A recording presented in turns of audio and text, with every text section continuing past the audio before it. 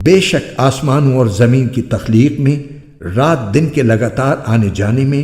ان کشتیوں میں جو لوگوں کے فائدے کا سامان لے کر سمندر میں تیرتی ہیں، اس پانی میں جو اللہ نے آسمان سے اتارا اور اس کے ذریعے زمین کو اس کے مردہ ہو جانے کے بعد زندگی بخشی اور اس میں ہر قسم کے جانور پھیلا دیے، اور ہواؤں کی گردش میں،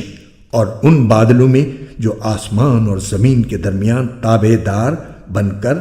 کام میں لگے ہوئے ہیں، ان لوگوں کے لیے نشانیاں ہی نشانیاں ہیں جو اپنی عقل سے کام لیتے ہیں۔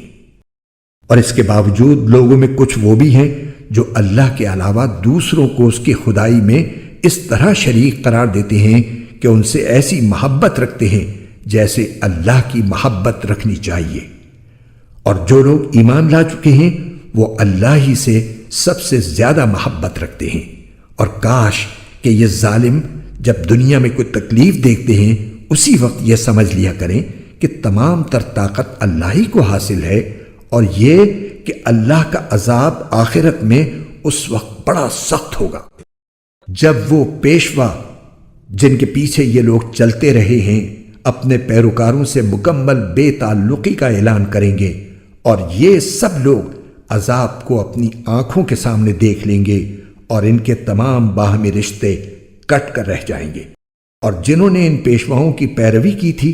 وہ کہیں گے کہ کاش ہمیں ایک مرتبہ پھر دنیا میں لوٹنے کا موقع دے دیا جائے تو ہم بھی ان پیشواؤں سے اسی طرح بے تعلقی کا اعلان کریں جیسے انہوں نے ہم سے بے تعلقی کا اعلان کیا ہے۔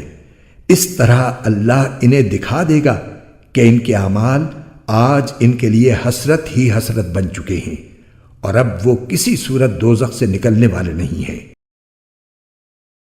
قرآن کے خوبصورت اور ایمان افروز اردو اور ہندی ترجمہ و تفسیر کے ویڈیوز کو دیکھنے کے لیے ہمارے چینل بیوٹیفل قرآن AB کو لائک، سبسکرائب اور شیئر کیجیے۔ شکریہ۔